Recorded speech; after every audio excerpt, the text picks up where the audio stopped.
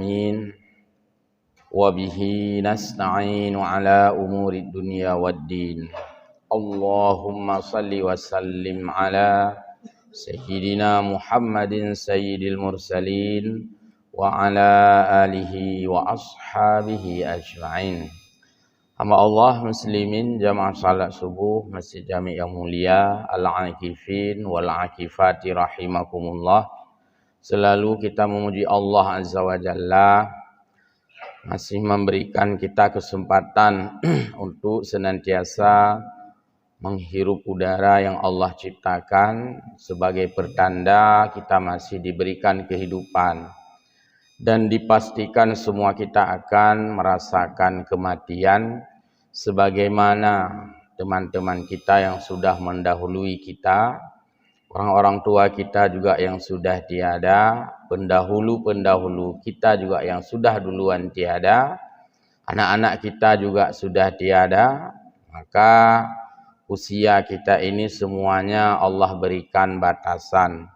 Walaupun sesuatu yang sangat rahasia bagi kita adalah tentang waktu dan jadwal, tetapi yang tidak dirahasiakan adalah kematian itu sendiri. Kematian bukan rahasia karena pasti akan mati dan itu sudah disampaikan. Yang rahasia adalah waktu dan ya. Pada Rasulullah sallallahu alaihi wasallam selalu kita menyampaikan senandung salawat dan juga salam atas mau'izah beliau yang selalu beliau sampaikan kepada kita. Tidak satu pun kita temukan di dalam hadis-hadisnya itu disebutkan untuk kebahagiaan beliau, untuk kepentingan beliau, untuk ketenangan beliau. Karena beliau memang manusia yang Allah pilih sebagai manusia yang tenang, manusia yang sudah bahagia. Tapi beliau senantiasa memikirkan adalah kebahagiaan kita, ketenangan kita, kesuksesan kita. Maka Rasulullah sallallahu alaihi wasallam semata-mata adalah untuk memberikan perhatian full kepada kita semua. Tidak sedikit pun perhatian itu berkurang. Hal ini pasti berbedalah dengan keadaan kita. Kita lebih banyak porsi untuk peduli diri kita sendiri. Selebihnya nyanpih menyong tumeng, menyoek dah perumen gop dah perumen. Sehingga orang-orang kadang-kadang menyebutkan, "Hai petimang, apa tak petimang gau le mendro, tak petimang." Sementara Rasulullah hanya cerita petimang dro. Karena selalu Rasulullah itu gepetimang umat. Inilah jasa beliau yang tak terhingga, tak mungkin mampu dibalas oleh kita selaku umatnya. Kita hanya mampu menyampaikan ucapan selawat sebanyak-banyaknya. Semoga dengan selawat itu pula kita mendapatkan selawat balasan dari Allah Subhanahu wa Ta'ala dan selawat balasan dari beliau. Sebagaimana disampaikan di dalam hadisnya, man shalla alayya salatan sallallahu alaihi asyratan. Siapa yang berselawat kepadaku satu kali saja, maka Allah berselawat, artinya memberikan rahmat kepadanya itu 10 kali. Demikian dikali sampai dengan seterusnya. Hamba Allah, guru-guru kami, jamaah salat subuh yang berbahagia. Di antara ayat Al-Quran sering juga kita dengarkan, yaitu ketika disebutkan di dalam Al-Quran, a'udzubillahi minasyaitonirrajim, wa idza quri'al qur'anu fastami'u lahu wa ansitu la'allakum turhamun. Manakala dibacakan Quran kepadamu, maka tugas kita dua. Yang pertama, fastami'u, kita dengarkan ayat Al-Quran itu sebagai perintah kita. Yang kedua, wa ansitu, kita diam terhadap ucapan itu. Jadi siapapun dimanapun ketika mendengarkan bacaan ayat suci Al-Quran, kita yang pertama mendengar. Mendengar ini bahagian daripada perintah. Kenapa disuruh dengar? Karena mendengar ini mendapatkan rahmat. Menunjukkan apa? Setiap bunyi, setiap suara yang keluar itu dari mulut manusia, ya, belum lagi yang disampaikan oleh Allah, itu memang mesti kita dengar. Al-Quran dibacakan, kita dengar. Karena yang membaca dan yang mendengar itu sama-sama mendapatkan rahmat. Jadi tidak mesti baca semua, tapi mendengar, membaca di satu kategorikan. Artinya kedua-duanya dapat rahmat. Jadi mendengar ini adalah sama pahalanya dengan orang membaca, dan bukan diambil pahala yang membaca, dikurangi lalu diberikan kepada yang mendengar. Tapi yang membaca pahala lain, yang mendengar pahala lain lagi. Artinya tidak ada mengurangi pahala yang membaca, sebab bukan pahala dia, diambil diberikan untuk orang lain. Maka hal ini sama seperti porsi rezeki. Ketika orang lain dapat rezeki, itu bukan rezeki kita yang diambil diberikan untuk dia, tapi masing-masing rezeki sendiri. Maka kita tidak perlu takut untuk sama-sama mencari rezeki berbarengan. Dia urumukat berbarengan, berdampingan, bersampingan, samping-samping urumukat. Jadi apabila anak kita mengbak kedai katanya, yang kan jatah katanya ubi rezeki ke orang lain, yang gara-gara kah mengkat di samping lung hana lagut barang, itu bukan. Secara tauhid dan secara hakiki, itu tidaklah demikian. Maka orang yang jualan yang berbaringan, itu memang Allah yang membagikan rezeki. Jadi tak urumukat keripik mereti sare naik birunnya. Jadi apabila orang yang berhenti memang di salah satu kantin ataupun warung, atau itu memang jatah rezeki dia. Jadi tidak perlu mu'am kepada orang di samping. Yang gara-gara kah muka dan dia kaidang kapah baklung idang moto kaidang baklung item ke selo macutra. Yang memang itu rezeki dia. Jadi urumukatnya fair mantang. Maka kita senang melihat orang jualan itu yang baringan, ya fair saja. Senang-senang saja, enjoy saja, karena apa yang dia dapatkan rezeki itu memang jatah dia.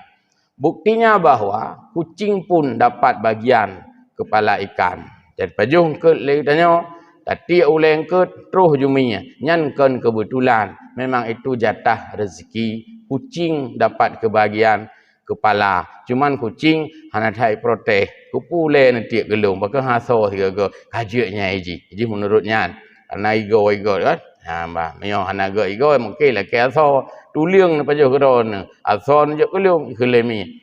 Hamba Allah jamaah yang mulia. Jadi pertama tadi fastami'u. Dalam kajian fiqih, kalau makna fastami'u itu diberikan makna dua. Yang pertama yaitu mendengarkan bacaan Al-Fatihah imam. Jadi imam pada saat membaca Al-Fatihah itu namanya membaca Quran. Maka fastami'u, tugas kita makmum adalah mendengarkan.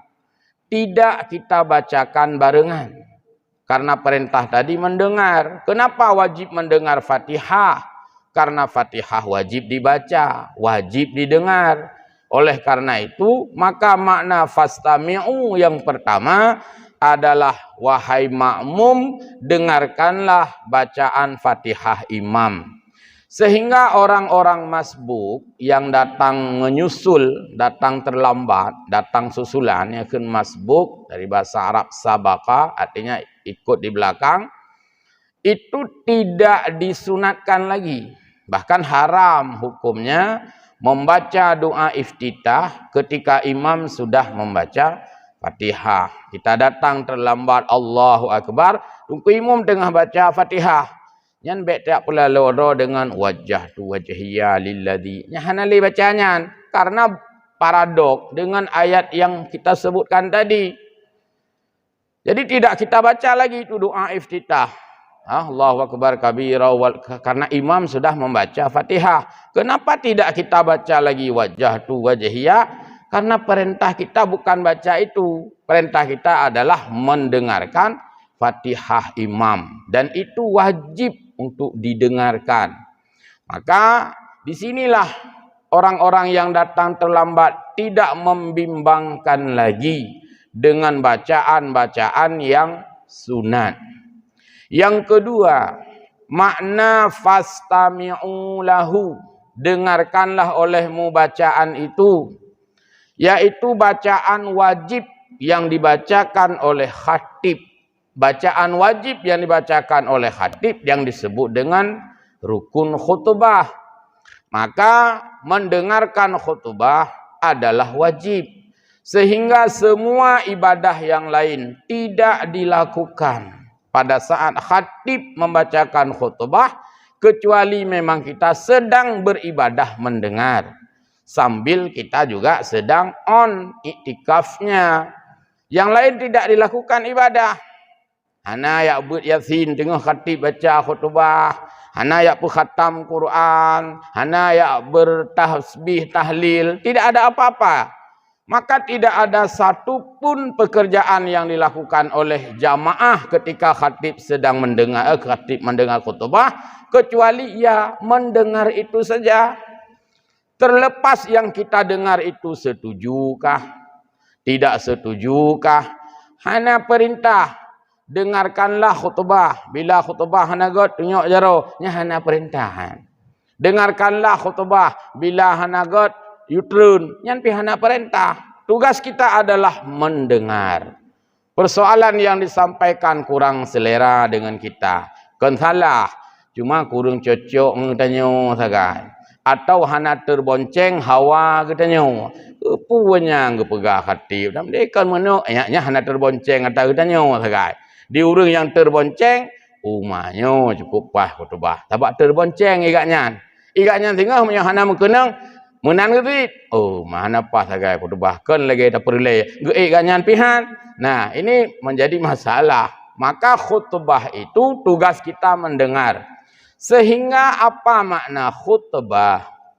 Al khutbatu ay al mau'izah. Khutbah adalah nasihat. Khutbah adalah tazkirah, peringatan. Khutbah adalah mengajak manusia untuk mengingat Allah. Mengajak manusia untuk taat kepada Allah, mengingat manusia untuk takut kepada Allah. Itulah seputaran khutbah.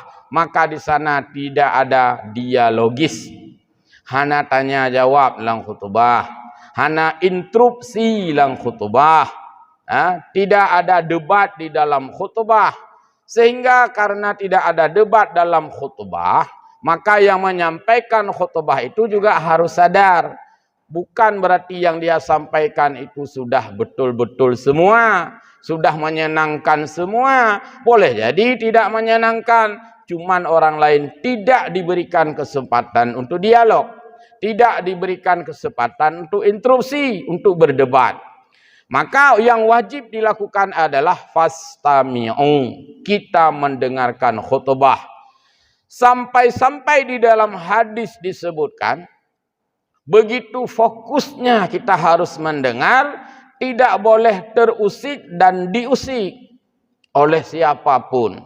Kita mengusik orang lain tidak boleh, kita juga diusik tidak boleh. Sehingga di sana disebutkan oleh Nabi, janganlah kamu mengatakan ansit, diam. Tingkat takun iem menteng hanggubikun. Man pulam yang lain-lain. Maka ketika orang bicara di samping kita saat kita mendengar khutbah, minta ulang hadisnya, tidak boleh kita larang, ne iem gede. Hanggubikun ne iem gede. Makiban mahana iem ke roh tidak kun, ne iem gede. Karena kalau kita bicara kata-kata diamlah, ansin, orang lain juga akan nyaut. Perlihan tu iem. Kalau dialog, kan ini wajuna iem, ini wajuna iem. Terjadi terus, terbangun dialog. Sehingga satu-satunya cara adalah untuk meredam bicara orang lain, kita saja yang diam. Man menyodro dikata iem, urang lain ke kai iem dit. Karena tidak ada lagi yang peung, hana kerja peung. Lagi taduk di samping rumah 4. Taduk di samping rumah 4. Nya menyogot tangguk makan 3 4 ke. Nyabit. Lumak aju-aju, lumak aju-aju. Nya. Adik ngelung pigaknya hana apa? Nya tran aju. Baru hana lagi pegah putra gaduh perak ke gop nyan baru tersebut ke. Nyan baru getero. Maka begitulah cara menghentikan hujatan. Mang karena gelinyung tanya kan beda aja. Saya pegah ke gop. Kaluma. Ilok pi lagi nyanti orangnya ngelong hana pahle ji. Sambung aju. Nya urung pegah pun tanya yang demam. Kegetakat aju, gegas aju. Jadi kenapa Nabi mengatakan diamlah kamu? Karena menunjukkan di situ mengurus diri sendiri. Jadi ketika kita diam artinya urus diri sendiri. Saya tidak bisa memaksa orang lain diam. Tapi saya bisa memaksa diri kita diam. Yang lagi yang sering tulis Pak Nasir Baba Facebook di media. Kita tidak bisa memaksa orang lain untuk sayang kepada kita. Nya hana cara. Lumpi hana cara agar orang lain untuk menghormati kita tidak punya cara. Putar resep le urang lain mengat dihormat tanya hana cara tanya hana. Karena kita manusia. Yang na cara putra tanyo ta hormati gop na cara. Maka kalimat diamlah kamu itu maksudnya apa? Kamu tidak bisa mengurus orang lain agar mendengar khutbah. Tapi kamu bisa mengurus dirimu sendiri agar kamu mendengar khutbah. Kalau semua mengurus diri sendiri, berarti kan akhirnya diam semua. Nah, jadi seperti inilah. Kita diajarkan dalam makna fastami'u dan ketika kita duplikasi, kita fotokopi rumusnya, tame itu dalam tempat yang lain, berarti terjadi apa yang diharapkan. Igaknya hana hormat BO keliung. Hanjit dapat sah. Mai tanya, idon nan hormat igaknya. Hai lung hormat igaknya. Oh berarti bisa kita mengurus diri sendiri. Sehingga disebutkan bahwa kita tidak bisa menghentikan kejahatan orang kepada kita, tapi kita bisa menghentikan kejahatan kita kepada orang lain. Samalah dalam makna ansit tadi. Jadi diam itu punya makna yang sangat luas ya dalam pernyataan Nabi. Yang kedua, setelah fastami'u lahu wa ansitu, di dalam diam itu kita bisa meresapi apa yang disampaikan karena kata im benar. Jadi itamong yang pegahnya kata im, walau yang dia sampaikan tidak berkenan, walau yang disampaikan tidak cocok, tidak selera, bahkan banyak salah-salahnya. Tapi tugas kita adalah mendengar. Maka tahu bahawa orang mendawa, kiban. Kadingo ile, merupah-rupah you dengar gak? Gaknya nak dengar. Ya salah sih. Jadi merupah-rupah you im gak? Kadingo ile, kata orangnya. Yang kikah pi kadingo lo, kikah pi hana kadingo lo. Persoalan adalah pada dengar itu. Manusia yang kurang mendengar, ini akan bisa kurang mengambil pelajaran. Sehingga kalau dilihat dari anatomi, ya, bentuk tubuh kita dan indera yang Allah ciptakan untuk kita, maka ya Allah menyesuaikan dengan kebutuhan mendengar dibandingkan kebutuhan bicara. Kemarin sudah kita lihat juga di dalam tafsir disebutkan, kenapa telinga kita dua. Berarti telinga adalah alat mendengar. Dua boh pasang gelinyung wiyunun. Berarti bela alat dengar. Hidung dua boh alat dengar. Mulut adalah alat bicara. Alat bicara kasih saboh. Bahkan karena alat bicara saboh mentang kasih. Hana payah lele. Alat dengar lagi-lagi khil Allahnya alat dengar hansip saboh penyu.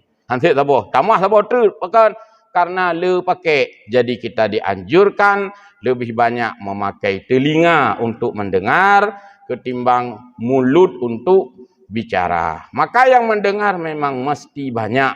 Tidak boleh banyak yang bicara, sedikit yang mendengar. Sehingga orang-orang yang mendengar, kadang-kadang setelah mendengar dia menganalisa. Kalau aku dengar, walaupun nak cocok. Ante baru ucap kesimpulan. Kalau nak dengar, kalau aku dengar, kalau lung simak mandum, kalau ni tu mandum putra teman. Wah, Ni napoi pegah ya. Nyan dudon tu liurnya baru ji. Nah, sehingga setelah kita resapi barulah kita ada kesimpulan, barulah kita ada natijah, barulah ada konklusinya. Itu setelah mendengar. Maka jangan pernah memberi analisa sesuatu yang belum pernah didengarnya. Kita dengar kalau kacau kesimpulan katanya. Kau nak didengar hana apa sih? Dengar. Yang kalau kira dengar. Jadi dengar dengan dengar itu sungguh jauh berbeda. Maka kembali pada ayat tadi, fastami'u, dengarkanlah, wa ansitu, diamlah. Tidak mungkin kita bisa mendengar sambil kita bukan sedang diam. Maka diam itu menunjukkan bahagian daripada pembelajaran. Sehingga orang diam itu jangan dianggap itu sudah setuju. Beda dengan anak dara perkahwin jamun. Anak dara perkahwin jamun kata mereka setuju, tiba tulis dalam kitab. Diamnya itu adalah setuju. Artinya kalau dia diam, tidak protes, tidak berontak, ya, tidak melawan, itu artinya setuju. Itu diam dalam makna meminta persetujuan gadis yang bikir ketika dinikahkan. Tapi itu tidak bisa rumus itu untuk tempat yang lain. Anjir kan? Mesti lagi tengah long ceramah, urang dah nak iem, nyan kan setuju, pusit, hai nak timang, nak dengar je. Kadang tengok, kadang hei, nak hom, kau je put, halah tugas dia diam tak iem tu, getren kera ke, ambak kahai berah balik getren, baik. Jadi hanjit trip takzid daripada anu getren gak terju. Demikian mudah-mudahan manfaat apa yang kita sampaikan, semoga Allah Subhanahu wa taala mengarahkan telinga kita untuk banyak mendengar dan banyak diam sebagai pengambilan pelajaran, dan juga Allah memberikan mulut kita untuk kita bicarakan sesuatu yang benar, yang sesuai dengan ayat dan hadis Rasulnya. Semoga telinga dan lidah kita merupakan indera modal kita mendapatkan kemenangan dan kebenaran terhadap firman-firmannya. Dan ayat tadi kalau dibawa kepada fiqih, mendengar Fatihah imam wajib, mendengar khatib bicara wajib. Kalau dibawa kepada ayat biasa, maksudnya yang bukan khutbah, bukan Fatihah, mendengar itu mendapatkan rahmat daripada Allah Subhanahu wa taala. Amin ya rabbal alamin. Mohon maaf, wallahul muwaffiq ila aqwamit thariq. Wassalamualaikum warahmatullahi wabarakatuh.